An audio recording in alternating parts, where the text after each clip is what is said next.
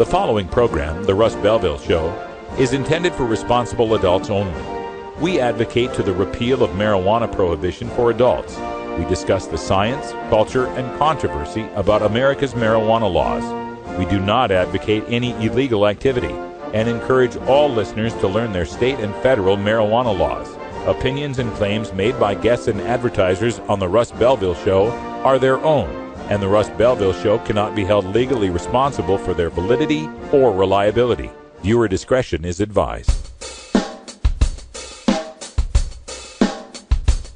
You take a seed, you plant it, you grow it, you dry it, you roll it, you smoke it. You take a seed, you plant it, you grow it, you dry it, you roll it, you smoke it, and it goes down smooth. Hey! Spanning the continent to bring you the truth about cannabis and marijuana law reform. I smoke pot and I like it a lot. From the promise of legalization. And I think that we think it can criminalize our marijuana laws. To the agony of prohibition. One major responsibility is to encourage people to use less drugs. The Russ Belville Show, the voice of the marijuana nation.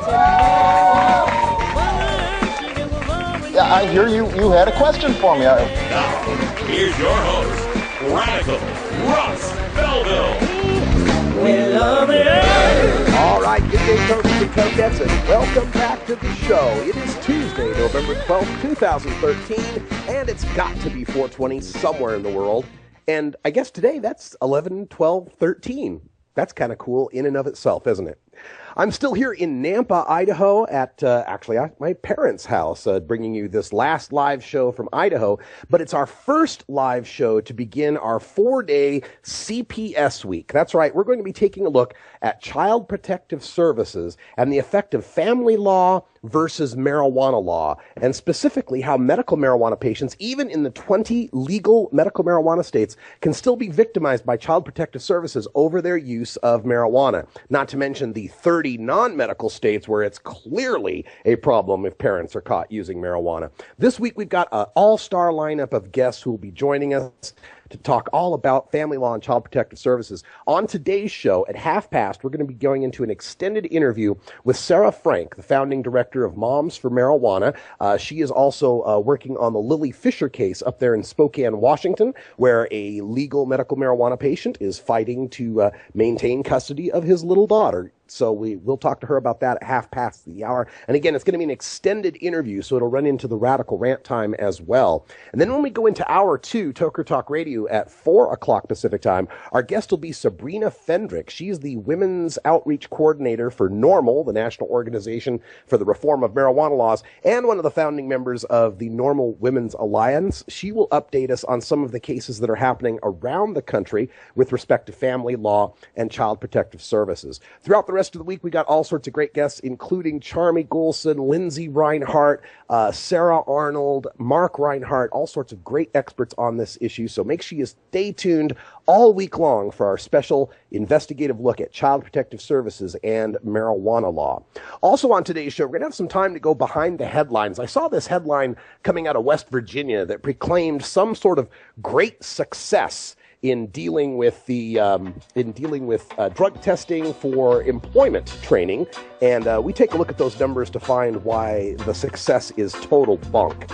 But before we get to that, we got to start with our 420 radio headline news. We got news internationally from Israel and Liberia, as well as the headlines here in the States. Stay tuned.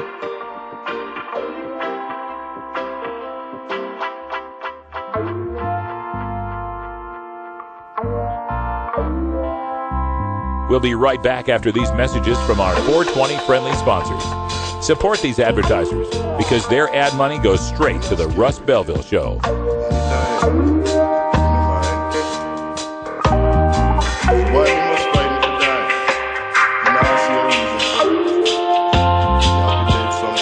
You're tuned into the Russ Belville Show, the voice of the marijuana nation. The law offices of Omar Figueroa would like to remind you to stand up for your rights. Please do not give up your precious liberties.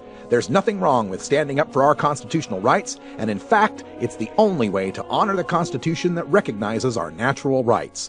Treat law enforcement with respect and respect the Constitution by standing up for your rights. If you are detained or arrested, stand up for your rights by repeating, I respectfully invoke all my legal and constitutional rights. I do not consent to any search and seizure. I want to remain silent, and I want to speak to my attorney, Omar Figueroa.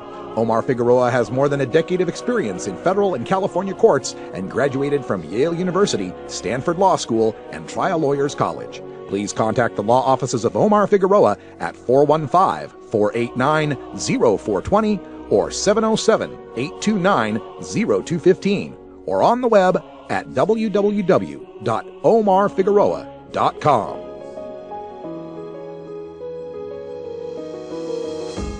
Cannabis Outreach Collective is an alternative health and wellness option located in Gladstone, Oregon, that serves patients in the Portland area and beyond.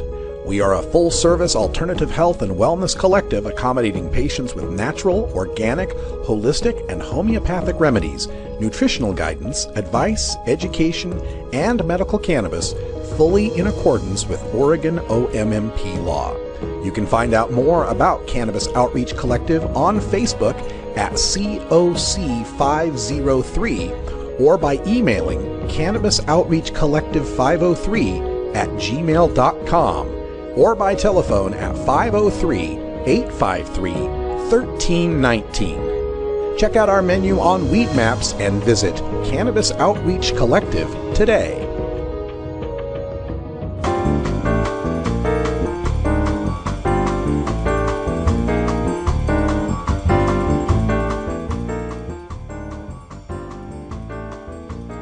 Now it's time for your 420 Radio News for Tuesday, November 12th, 2013. I'm Russ Belville.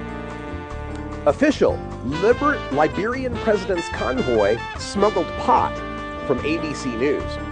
Liberia's Drug Enforcement Agency has arrested the head of the presidential motorcade for allegedly using an official vehicle to smuggle 297 kilograms of marijuana into Liberia from neighboring Sierra Leone, officials said Monday. The vehicle used in the operation is known as Escort 1, the jeep that normally leads the president's convoy. Liberia's DEA has in recent years tried to combat marijuana farming in Liberia's interior counties, which is primarily done for local sale and consumption. However, weak drug laws have made the practice difficult to curtail. According to a 2012 World Drug Report from the United Nations Office on Drugs and Crime, 9% of Liberian high school students use cannabis. Moms for Marijuana group plans rally from the Medford Mail Tribune. A group of mothers who fear they could lose custody of their children because of medical marijuana use plans to rally today against efforts to restrict access to the drug or to impose harsh penalties on users. Quote, "We're just mothers who've had enough," end quote, said Lindsay Reinhart, the founder of the group.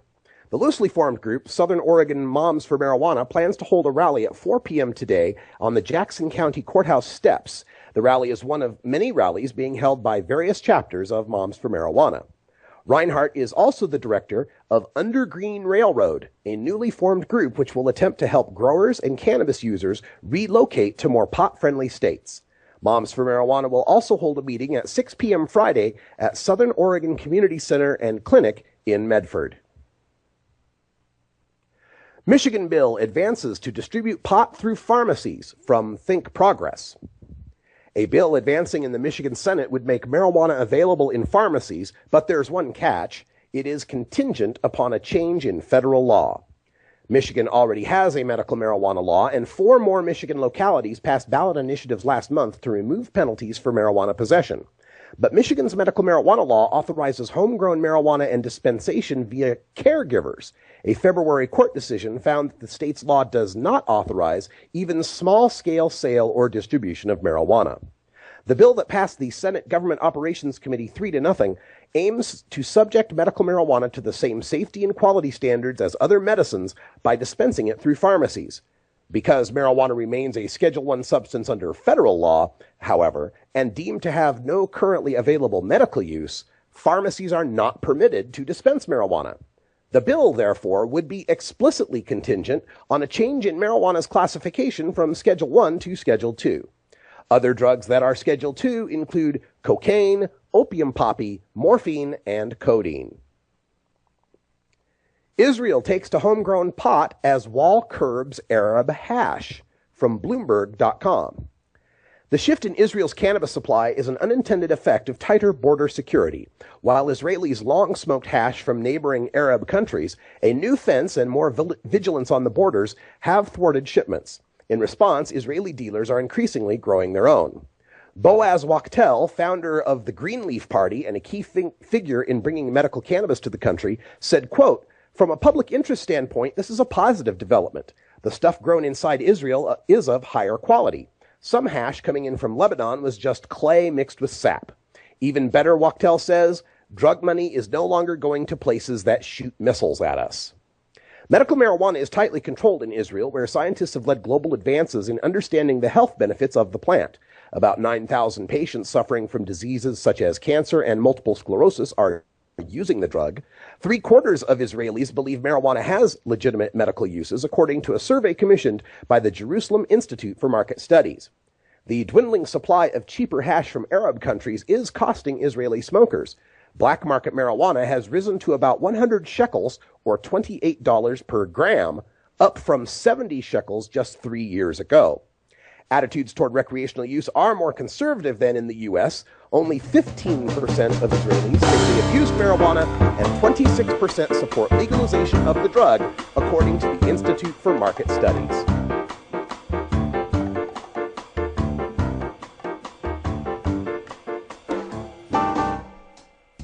This has been your 420 Radio News for Tuesday, November 12th, 2013.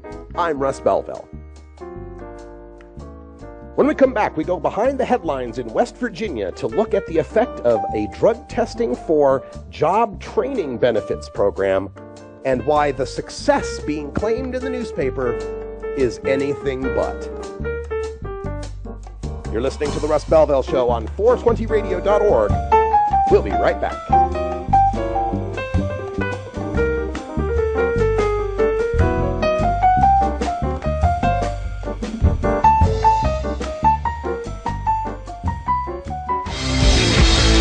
When you are starting up a medical cannabis business, you don't just want any attorney.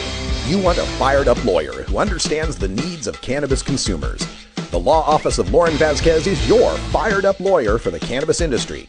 Lauren Vasquez knows the details of California marijuana law from both a personal and professional angle.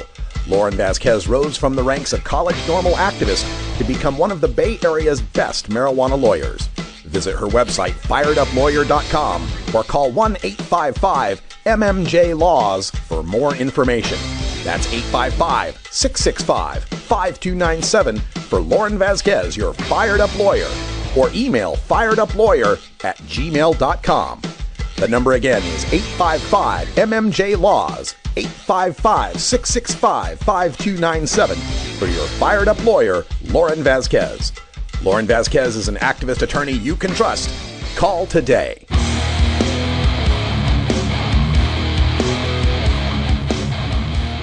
You know Herb Thrasher from the Herb Thrasher Flower Hour. Now get ready for Herb Age Designs for the proud cannabis consumer. Herb Age Designs, lifestyle gear for the 420 friendly. Herb Age Designs, home of the famous lighter leash. Herb Age Designs. Get your Herb Age t-shirts and hoodies and show your pride. Herb Age Designs. We've got Frisbee golf discs and durable hemp gear. Herb Age Designs. We've got shot glasses, drinking glasses, coffee mugs, and beer cozies.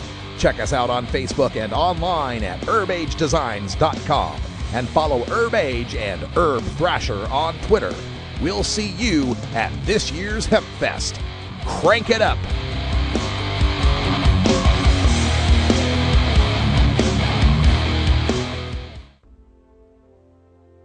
Welcome back, folks. Time for us to go behind the headlines, and I caught this story coming through West Virginia. Let me see if I can get the paper here. It was the West Virginia Metro News, and the headline proclaims, "Drug testing program considered a success." So, wanted to take a little look at this, get behind the headlines, get behind the data on this, and just see what kind of success that we're talking about. Let me just read to you a little bit from the story. So sorry, I forgot that to delete these very quiet ads. So sorry. I'm a witch.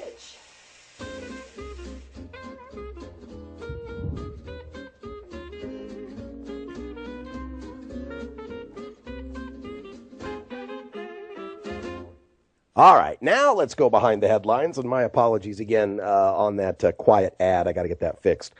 All right, so the story begins with a program aimed at getting drug-free employees out into the workforce is having great success. In July of 2012, Governor Earl Ray Tomblin enacted an executive order requiring all those who seek job training through federally funded programs to successfully complete a drug test. That decision came after a lot of complaints from state employers who said too many job applicants couldn't pass a company-required drug test. State Commerce Secretary Keith Burdett said the results over the past 15 months have been clear-cut. Quote, folks that can't pass a drug test don't try, end quote. West Virginia was just the second state in the country to require the drug tests. Burdett said out of 1,750 applicants to federal job training programs, only 20 have failed the screening. He can't confirm how many people have come in to apply for the programs and then walked out after they learned about the required test. The screening tests applicants for 10 different illegal substances, including marijuana, methamphetamines, and synthetic drugs. If you don't pass the test the first time, you have to wait 90 days to try again. If you don't pass the second time, you have to wait a year. Burdett stressed, quote, when we take taxpayer dollars and invest it in somebody's training, we want to be sure we can tell the employer who looks at those people for a possible job, these people are ready to go. They're drug-free, they're prepared, they're ready to be hired, end quote. Burdett said a drug-free workplace is a drug-free workforce is a reliable workforce and one employers want to see when they're looking at locating in an area. Okay, so drug testing program declared a success. How do you know? The only data that we get in this report is that there were 1,750 applicants and 20 drug test failures. Well, let's see. That's a failure rate of 1.1%, when the national average for employment drug testing is around 8%. Now, if we could look at the numbers before and after the implementation of, prejudging people by the content of their urine, well, then maybe we could opine that the drug testing program was a success. I mean, if before the testing the fail rate was 2.2%, now it's 1.1%, maybe we could say, yeah, there's fewer drug users applying. Or if before the testing were 3,500 applicants and now there's only 1,750, maybe we could hypothesize that fewer drug users are applying. But all we have here is 1,750 and 20. So, success compared to what? Considering that the average drug test costs $69, we have West Virginia taxpayers spending $120,750 to prevent 20 people from getting job training benefits. If those benefits work out to less than $6,000 per person, West Virginia actually lost money. Then, consider that a job training program not taken by 20 people means they're continuing to be unemployed, presumably using some state benefits, maybe unemployment insurance, maybe food stamps, instead of getting hired and contributing to the tax base. And it's at least 3 months before they can try the test again, or a year if they're caught a second time. Yay! We just guaranteed 20 people will be unemployed for at least a season. That's got to be helping West Virginia, huh? Look, there is no such thing as a drug-free workplace. Workers are on all manner of prescribed painkillers, antihistamines, SSRIs, SNRIs, and more. Nicotine addicts are often given productivity-sapping times out to get their fix. Sounds different when I don't call it a smoke break, doesn't it? Stimulant addicts would riot if the break room coffee and soda machines were removed. More than a few people, especially on a Monday, are coming to work feeling the after effects of an ethanol overdose. Sounds different than a hangover, doesn't it? When the state employers whine that they can't find enough workers that match their preferred choices of approved drugs on off hours, all I can wonder is, why bother with the drug tests in the first place? By far, the most commonly detected drug is marijuana. because pot stays in your system for days and weeks. It's insane. I mean, a West Virginian could drink himself drunk, snort cocaine, smoke meth, and shoot heroin on Friday, and he'd be clean as a whistle for the drug test on Monday. But if he smokes pot on the weekend, 2 weeks later, he's testing positive and he's ineligible for job training benefits. This is insane. Have you ever met that funny reefer man? If he said he swam to China, he would sell you South Carolina. Then you know you're talking to that reefer man. Let him bring in the beat. Adam Hand of Handmade Apparel produces quality custom designs for t-shirts, hats, and other apparel. Handmade Apparel is the official design shop for 420 Radio, The Russ Belville Show, Ganja John, and Cascadia Concentrates, among many clients who rely on Adam Hand for everything from short-run custom projects to full-run clothing lines. Adam's meticulous designs are individually crafted and screened in vibrant high-definition color. Visit handmadeapparel.biz to browse the selection of handmade gear or to get a personal quote for your own designs. Handmade Apparel, a proud supporter of 420radio.org.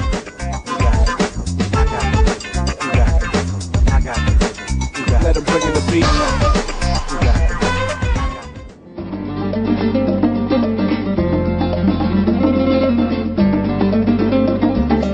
Saludos desde la revista High Times. Te invitamos a venir a Ámsterdam desde el 24 al 28 de noviembre al 26 aniversario de nuestro Cannabis Cup, donde demostraremos las muchas variedades de marihuana y hachís en los coffee shops. También tendremos una exposición de productos, seminarios de sembradíos, conciertos en las noches y una ceremonia de premios donde honramos la mejor marihuana del mundo. ¡Vámonos!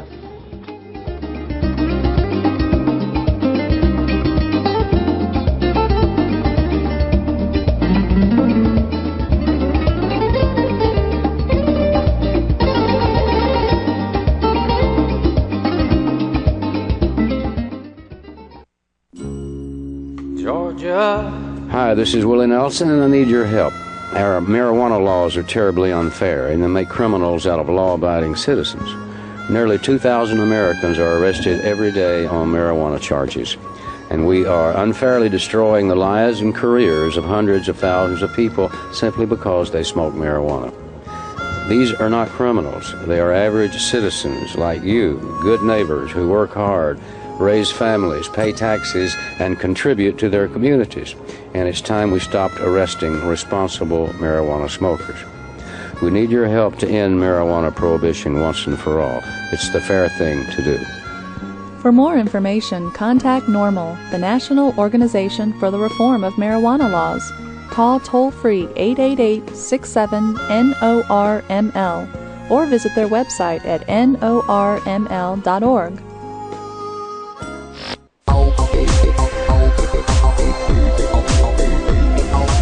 Everyone knows music and marijuana go together, so let's wind up our 20 after break with the Russ Belville Show's Daily Toker Tunes, the best in pod-safe 420 music from around the web. Today is Electric Tuesday, featuring the latest in electronic dance music and other cutting-edge genres. You can get downloads and more information about all our Daily Toker Tunes by visiting music.radicalruss.com. Now, sit back and enjoy your Daily Toker Tunes. All right, welcome back, everybody. Time for Electric Tuesday, and we have got Electric Bob on the line. How you doing, Bob? I'm doing good. How you doing? I'm doing fantastic, and just my last day here in Idaho. I can't wait to get back to the lovely green state of Oregon. How are things down there in Arizona? It's cooling down. It's not bad. Things are good in Arizona. I can't really complain. Right on. Well, they could be better. Someone's going to trial for a piece of BHO candy, but what can we really do about it unless we change the laws here? Yeah, I covered that story last week. It's really weird how Arizona, you've got a law that defines marijuana for purposes of medical marijuana, but then you got an old law that defines cannabis, and that includes resins, and that's where all this bullshit's coming from. So I really hope that turns out good. like if the prosecutors wanted to, they could probably get me for resin in the bowl. It's ridiculous. Yeah, it's insane and completely against what the whole purpose of passing a medical marijuana law is all about. Yep. All right, well, let's get to some music here. You got an interesting remix for us today, right? Yeah, it's Golden Girls. Golden Girls was just a one-time thing for Orbital. He was a big DJ in the 90s. It was Orbital and the Pied Piper. And then this is a remix done, I think, about 2 or 3 years ago by another artist named Lone. And Lone is one of the best producers out there right now. He's putting out all these great, crazy sounds. Right on. And as this is a remix, is a tune of a tune that we've played before, if I'm not mistaken. I don't know if you guys ever played Golden Girls. I don't know. You haven't, as far as I've been here. Okay. It just sounded kind of familiar to me. I don't know if I was picking that up or picking it up off of something else there, but appreciate you getting this song to us, and we are looking forward to more of the stuff. Folks, remember, if you want to get your downloads of these tunes in our Daily Toker Tunes, we have a different feed for each day, so you can get the songs that you particularly like. You can also go to 420radio.org and see Electric Bob's post on this. Here it is. Golden Girls Remix. Thanks a lot. We'll talk to you next week, Bob.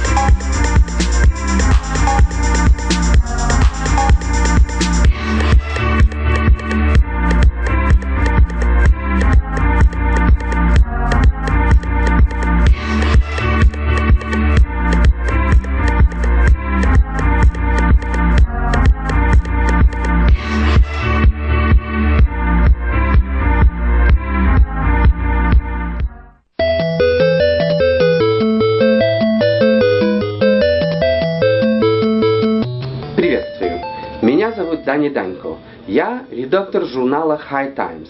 Отвечаю за отдел культивации, или, проще говоря, выращивания. Приглашаем вас в Амстердам с 24 по 28 ноября, чтобы посетить ежегодный турнир Cannabis Cup, уже 26-й по счету. Там мы сравним множество видов марихуаны и гашиша из смежных кофешопов. Еще у нас там выставка товаров, семинары по выращиванию, ночные концерты и вручение премии за лучший в мире сорта марихуаны. Хотите получить 10% скидку со стоимостью билета? Используйте промокод DANKO на сайте cannabiscup.com. Ждем вас!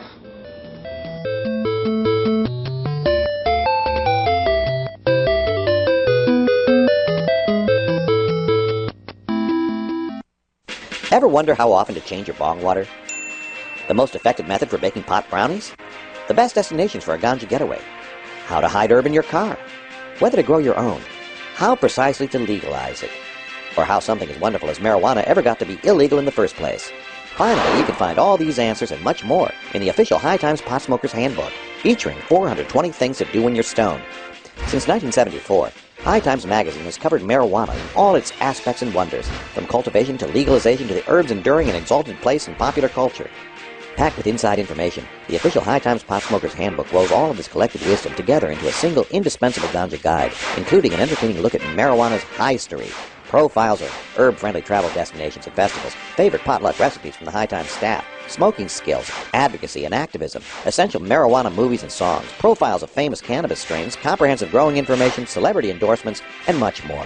This is truly, finally, the ultimate guide to green living. The Russ Belville Show airs live at 3 p.m. Monday through Friday, but if you missed any of those live shows, you can catch the replays on the weekends, on Saturdays starting at 3 p.m. and on Sundays starting at 9 a.m., all 5 hours back-to-back on the weekends at 420radio.org. Check out 420radio.org/schedule for more information.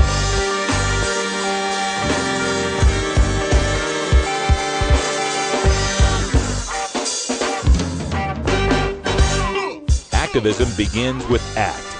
The Russ Belville Show features the stories of hardworking grassroots activists working for an end to prohibition in today's activist agenda. All right, welcome back, everybody. It's time for us to begin our CPS week, and what we're looking at is the interface of family law and marijuana law, and particularly for people that are in medical marijuana states, parents that are perfectly protected, or you'd think they'd be protected under their use of cannabis for medical purposes, but unfortunately, oftentimes get CPS involved in their situation. We're making a call right now to Spokane, Washington, where we're going to speak with Serra Frank from Moms for Marijuana. She's involved in one of these cases that involves a young girl named Lilly Fisher and her dad trying to fight for custody. So pick this up on the line just as soon as we can. Hello. Hello, can I speak with Serra, please? This is Sarah. Hey, Serra, it's Russ with the Russ Belville Show. How are you? I'm good, Russ. How are you? I'm great. I was just giving our listeners just a little bit of an update on your work and what's going on here with the Justice for Lilly case, and maybe we can talk about that. But first, let's talk about Moms for Marijuana and what you guys are doing and why this fight against CPS has gotten our attention. Well, Moms for Marijuana is essentially just a large grassroots network of people, and we get inquiries all the time from people for various reasons. We have people join because they've been arrested, or they are using it for medical and it saved their lives, or their children have been arrested and denied a college education because of some drug crime that they got when they were 18. But quite a few inquiries that we get are related to CPS and are related to parents losing their children because of their use of marijuana or even their alleged use of marijuana. I really started paying attention to CPS it's about 5 years ago when I met a gal in Idaho. She came into one of our meetings down there, and her daughter had been taken at 1 year old because the police came into her house somebody had called in an anonymous tip that was a drug house, and they came in and searched the whole house and found nothing except for a broken bong in someone else's backpack. It didn't even belong to her, but they took her child anyway, and then they adopted her out. And she hasn't seen her since 2006. And that just crushed me, that just broke my heart, and I wanted to do something about it. So I started paying attention, and then I started meeting more people who have had CPS involved in their lives because of marijuana. And all of the allegations and the claim that they hold on to and use to remove these children are injury to a child or child endangerment or abuse or neglect, and they're basing it on marijuana, which is not dangerous. It's non-toxic, it can't hurt anyone, and parents who use marijuana aren't necessarily bad parents just because they use marijuana. They're not going to go neglect their child just because they use marijuana. And then I got more and more involved, and I met more people. I met a gal down in Portland when I lived there who had her twins taken at birth because she tested positive because she was a medical patient. She eventually got them back, but they stole 6 months of her newborn babies' lives from them. And then I got in touch with Lilly Fisher. I've known him for quite a few years, and we began a relationship, and then we were fighting for his daughter, Lily. It was a custody battle. And all of a sudden, we had to get CPS involved because she was in a very unsafe situation. And he wanted to help her, and the only way he knew how was to call the agency that is supposed to help her. Well, they got involved, and they took her out of that unsafe situation, which we were very, very grateful for. And then they turned and looked at him and said, well, we're not going to give her to you because you're a medical marijuana patient. And we're not going to give her to you because we feel you need to do this and do this and do this. And it just has blown up. Now, we're talking about Washington State, a legal medical marijuana patient here being denied custody after custody was denied to the mother. Did I get that correct? Yeah, the baby was taken from the mother. The dependency was started with the mother. It was a very unsafe situation, and it was very necessary for this agency to be involved. So as far as CPS is concerned, this dangerous mother and this dangerous father are both equally unable to take care of their own child.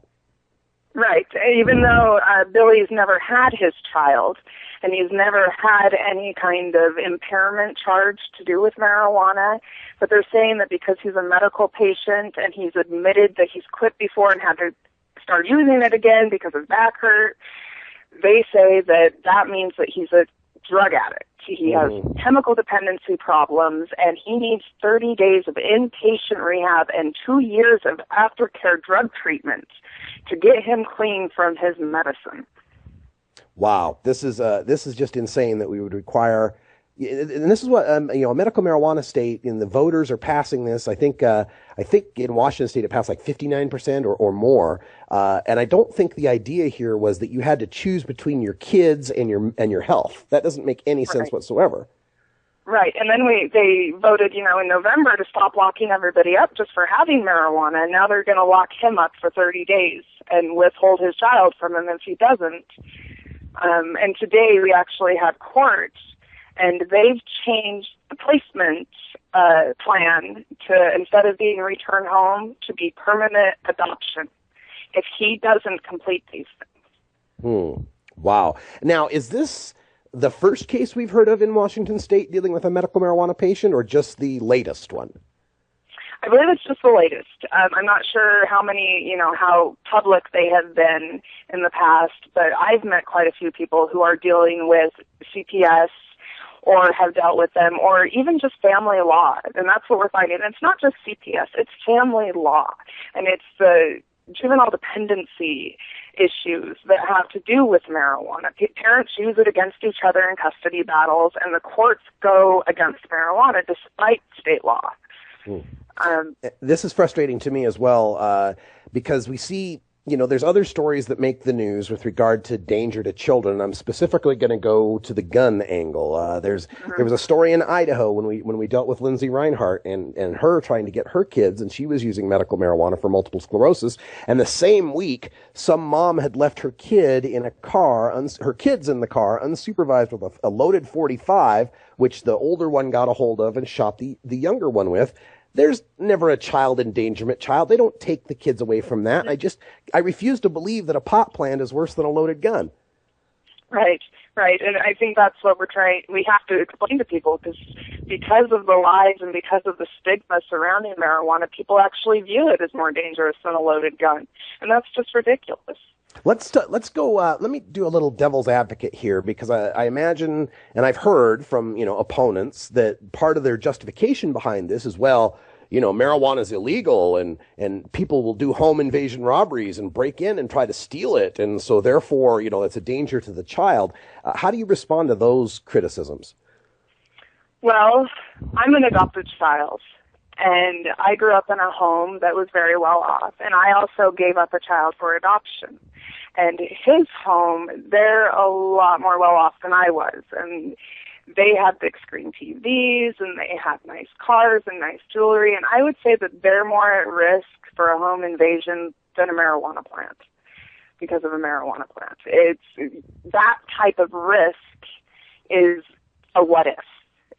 It's like them saying that, like with Lilly Fisher, what if he's impaired? They don't have any proof of impairment. They don't know him. They've never seen him. In fact, he's, been under the influence to walk of marijuana every single day because he has to have it to walk around. Mm-hmm. So in order for him to go into a courtroom, he's taken his medicine. In order for him to go anywhere, he has taken his medicine, just like I have, just like any medical patient.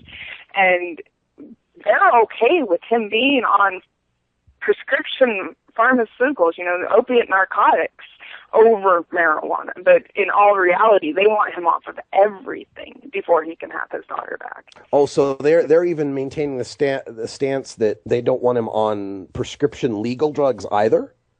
Right. They want him to be completely sober and have a drug-free lifestyle and instead be in excruciating pain every day. Right. Any parent who is in pain every day knows that your patience level when it comes to your children because of your pain is way worse than any impairment you would get off of marijuana. Yeah, we're speaking with Serra Frank. She's the founding director of Moms for Marijuana International, and we're talking about the Lilly Fisher case up in Spokane, Washington. Did I get that right, Spokane? Yes. Okay, so Spokane, Washington. So, of course, we're talking about a legal medical marijuana patient who's being denied child custody and being asked by family law, or directed by family law here, to give up not just medical marijuana, but all the other prescriptions that help him to lead a pain-free life. I'm wondering, Serra, is there any evidence, or have you ever heard stories like this with respect to parents who drink wine at night, that they might just be too impaired to deal with their kids? Well, that's actually what they say. We asked about that when they started talking about marijuana, and we said, well, what about the people who, have a drink as they watch the football game, or have, wine with dinner and then drive their kids home from the restaurant, or, what about these parents? And they say, oh, well, those are legal. That's legal. And like, well, wait a minute, marijuana is legal here too. Yeah. So it really is a matter of the department's policies catching up with public perception and state law. Yeah, and to me it also seems like a willful ignorance about the effects of cannabis on people. Yes. Willfully thinking that somehow if a parent is a good parent and they're sober and then they smoked a joint, suddenly they turn into Mr. Hyde, a Dr. Jekyll, Mr. Hyde thing. That's exactly it. They think that after he smokes 2 bowls in the morning to take away his pain, that he is so impaired that he wouldn't be able to function at all. They also think that he would be so detrimental to his daughter that if she dropped a pee, he would be just so out of it that he'd freak out because she dropped a pee and harm her. These are their allegations, and they've got nothing in Billy's background at all to ever show that he's violent or mistreating of adults or children, do they? No, nothing at all whatsoever. And they go around in circles. And he does have a criminal history. He made a mistake when he was 18. He did his time. And he'll acknowledge that. Mm-hmm. And they try to use that against him in a way, and that's actually how they're getting away with using his medical recommendations against him. Because in the state of Washington, the RCW code 518.120. Sarah, let me have you hold on that thought just a second. We'll come back after the break so we can get into the details of this, because I like where this story is going as far as getting the details here. And this is our extended look at Child Protective Services and Family Law. You're listening to the Russ Belville Show on 420 Radio. We're back with Serra Frank right after this. We'll be right back after these messages from our 420 friendly sponsors. Support these advertisers, because their ad money goes straight to the Russ Belville Show.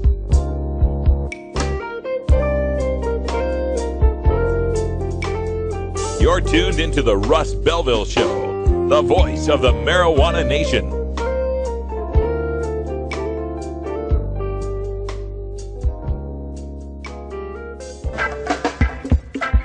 I'm Sub Cool from Team Green Avenger. At TGAgenetics.com, we are working on the leading edge of medical strains. Our strains are rigorously tested for THC, CBD, THCV, and other critical cannabinoids. Know your grow. Check out our genetic diversity at TGAgenetics.com, the home of Jelly Bean, Jack the Ripper, Vortex, and other award-winning cannabis strains. Hey, little dude, send your mama and daddy out of the room. I gotta get you up on this. You know who I am. Snake, dealing in weed, coke, crack, your choice. Take one hit and you'll do anything to cop more. Steal from your mama, lie, cheat on your homeboys. But hey, that's the price you pay when you deal with dudes like me. Now, some folks will tell you that I'm dealing in poison. But hey, do I look like the kind of guy that would do that to a kid like you? Yes! Ever wonder how often to change your bong water? The most effective method for baking pot brownies? The best destinations for a ganja getaway? How to hide herb in your car? Whether to grow your own? How precisely to legalize it? Or how something as wonderful as marijuana ever got to be illegal in the first place? Finally, you can find all these answers and much more in the official High Times Pot Smoker's Handbook, featuring 420 things to do when you're stoned. Since 1974, High Times magazine has covered marijuana in all its aspects and wonders, from cultivation to legalization to the herb's enduring and exalted place in popular culture.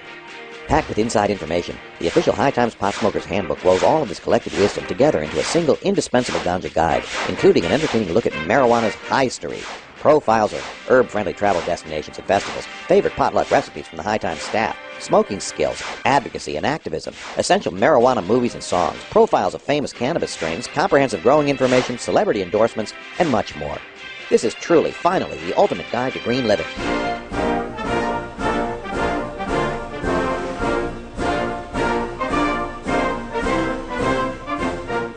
5 of the last 7 major party candidates to run for president, 3 of the last 7 vice presidential candidates, and the last 3 presidents have all smoked pot.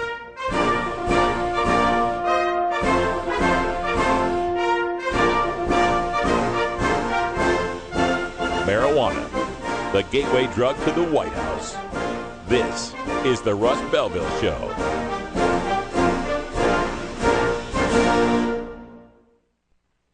Welcome back, everyone. 49 after the hour. We're continuing our look at Child Protective Services and Family Law versus medical marijuana. Our guest is Serra Frank. She's the founding director of Moms for Marijuana and integrally involved in the Justice for Lilly Fisher case. Serra, welcome back. Thank you, Russ. We were just getting into talking about Billy, the father here. He's a medical marijuana patient who's being denied custody of his child due to his medical marijuana use in a state that not only has medical marijuana, but also legalized marijuana. We were just discussing how Billy did have one criminal record in his past. And I just want to reemphasize, this was not a violent crime record, right? Right.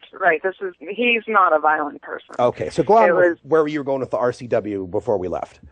Right. It's Washington voters passed a law just a few years ago that added a parental protection to the medical marijuana law. And it's RCW 6951A120. And it states that they cannot solely use cannabis as a reason to restrict or inhibit parental rights. Okay. And the way we have found that they are getting away with this is the word solely. When combined with, say, a criminal history that they might have a concern about, or any other thing that they deem concerning, like, for instance, you move. You've lived a few different places in your life, or you had a really bad childhood. They'll say that statistically you're going to abuse your child because your parents abused you. So they'll grab onto that one and then grab onto the criminal history, and then they can grab onto the cannabis as well. And that's how they're getting away with this, and how they're getting around that law is that word solely. They can't solely use cannabis, so they'll grab onto everything else, mental illness. It can be a mitigating factor when they look at other factors. So they're considering Billy's criminal past as the factor, and then medical marijuana is just attached to that? They're considering just all of them, and the key factor really is the medical marijuana, because everything else they have is not substantial enough to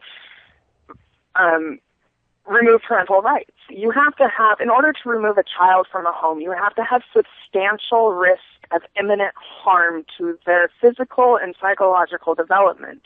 And they're saying that because he's a medical marijuana patient and he has a criminal history and, unfortunately he was abused as a child, that these are all enough to be substantial and as a reason to keep him from his child. He's never had his child. This child was not removed from him. He's never done anything to this child. Okay. And logically, he is a next relative placement.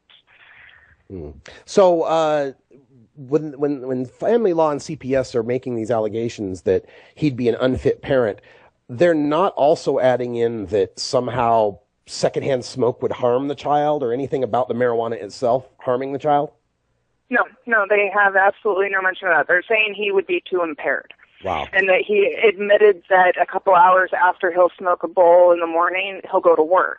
So they're saying that he admitted to driving while under the influence. And they're also saying, like in the courtroom, when they were looking, he did a UA, and it came back positive, of course, and they were looking for the nanograms, because they want to, they play on that nanogram thing. And his nanograms after 2 days after smoking was 6 nanograms, which we all know, and we've had these discussions before with the 502 debate and stuff, that 6 nanograms does not mean impaired. That doesn't even have anything to do with impairment. It has to do with the levels of cannabinoids in your system. So you're saying this wasn't just a urine screen then? Was there a blood draw to get the active THC? No, it was a urine screen. Oh, okay. And the commissioner herself used to do drug court. And she was reading the results, and she didn't see the 6 nanogram part. She saw 800 nanograms. And that would probably be the inactive metabolites, I'd imagine. Right. So the people who are in charge and have the authority to terminate parental rights don't even know what they're talking about when it comes to medical marijuana. They have no clue. They have no knowledge of medical marijuana. I had one social worker, I was explaining, some of the things I know about marijuana, and I was talking about, the 10,000-year history of this plant, and nobody's ever died, and I just can't believe that. You can't believe everything you read off the internet. And I'm like, well, science shows that it's true. History shows that it's true. The doctors say that it's true. So who should I believe, you or the doctors? Yeah. And it's just the ignorance in these departments, because most of these people, they don't have the exposure with marijuana, and they're taught that it's this horrible, horrible thing, and it's a gateway drug, and it's going to make people insane and hurt each other, and all the same reefer madness that has been going on for 100 years, all based off of a lie. Yeah. It's amazing what lies can do when people run with them. Well, they say a lie makes it halfway around the world before the truth has even got its pants on. Right. Sarah, in this situation here, what's the time frame we're talking about? How long has this little girl been separated from either of her parents? It has been 7 months. 7 months. And is she in foster care, I imagine? She is in foster care with an elderly couple. The father is 84, the mother's in her 70s. They're great people, wonderful people, and we're very happy that she's with them because, the unfortunate stories like Alex Hill in Texas And, you know, there are bad foster parents out there and dangerous foster parents, and these guys are great, and we're happy about that. But that's 7 months that Billy has now missed with his daughter and that these people have had with her, and they're strangers to this family. Yeah. And when another thing that we're seeing is that, I mean, they use marijuana to do this, but the CPS problem is not just about marijuana. It's about a lot of different aspects, such as they use tactics to make things go on, and they intimidate and they scare people by saying, oh, we're going to adopt out your kids. This could lead to an adoption. And then they trick them into agreeing to a dependency that could ultimately lead to the termination of their rights. Mm-hmm. And like with Billy's case, he was required, the courts are required to give him a fact and finding hearing where they look at all the facts of the case, and they have a hearing, and they make a decision on what services that the parents need to complete before they can have their children returned to them. And that hearing's supposed to take place within 75 days after the dependency petition is filed and the child is removed from the home. And Billy's took place on the 89th day, and they only did half of it that day, and then it was postponed for another 7 weeks. Wow. And these courts are have a deadline to get this case finished, is what they say. And they're the ones who are postponing it so long, and if you fight them, it doesn't matter. The time keeps ticking away, and when you fight them, they make it harder. Yeah. And it, like I was saying, you know, marijuana is what brings our community into this, because they're using marijuana to do these things. But this CPS problem is a big problem that needs to be addressed. I agree, and that's what we're doing for the rest of this week, is we're taking a deep look at this, and it's not just going to be from the marijuana angle. I've got Mark Reinhart from a blog called Idaho Calling, who's been doing some investigative research in the financing and incentive programs in CPS that actually incentivize the government to take people's kids and put them in different families. It's just insane. We got to wrap up here, coming up at the top of the hour, Sarah. So I want to give you a chance to give people any contact information or places where they might learn more about the Lilly case. For sure. It's the Fight for Lilly on Facebook. It's just Facebook/fight4Lilly, Lilly, like Billy. And then, of course, momsformarijuana.org. And we have a rally today, and we've had a call to action with quite a few people who are, you know, have joined and are putting on their rallies. And this is just the beginning of what we are doing. We have plans to challenge CPS policy regarding marijuana at all. All right. Well, Serra Frank, even in non-medical. Yes, Serra Frank, thank you for keeping up that fight and keeping up the Moms for Marijuana. We'll be in touch again to find out how this turns out, and good luck to you and Billy. Thank you. Always a pleasure. All right. And stick around, folks. We're not done talking about CPS. Coming up next, we got Sabrina Fendrick from Normal. She's going to be talking about cases all around the country and the national fight against family law and CPS. That's all the time we got here for Hour 1, live from Nampa, Idaho. We'll be back in the studio tomorrow in Portland and continuing CPS Week all this week. For everyone here at the Russ Belville Show, I'm Radical Russ. And until next time, take care of each other, tokers.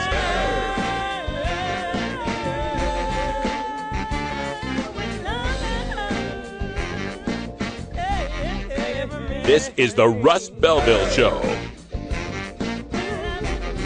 The Russ Belville Show is blogging and podcasting daily at RadicalRuss.com.